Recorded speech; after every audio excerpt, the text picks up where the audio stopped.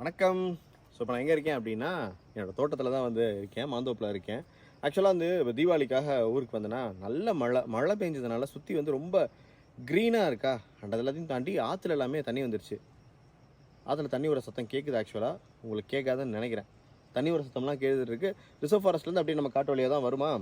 So தண்ணி நல்லா வந்துட்டு இருக்கு. அதனால் எல்லா ஏரி குளம் எல்லாமே நம்பிருச்சு. அதெல்லாம் நம்புறதுனால நிறைய மீன் எல்லாமே இருக்குது. பசங்க போய் மீன் பிடிச்சி வரட்டுமான்னாங்க, பிடிச்சிட்டு வந்துட்டாங்க. இன்றைக்கி இந்த வீடியோவில் வந்து பிடிச்சிட்டு வந்த ஆற்று மீனை வறுக்க போகிறோம். விரால் மீனும் ஜிலேபி மீனும் கிடச்சிருக்குது. போய் வறுப்போமா? ஆனால் அதுக்கு முன்னாடி எவ்வளோ க்ரீனாக இருக்குது சுற்றி அப்படின்றத பாருங்களேன்.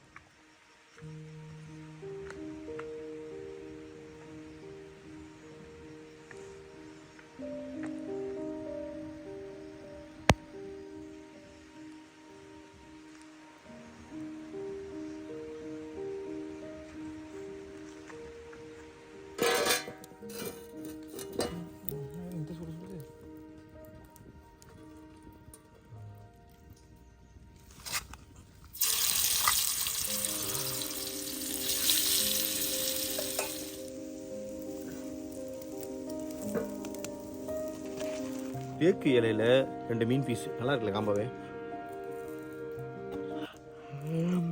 இது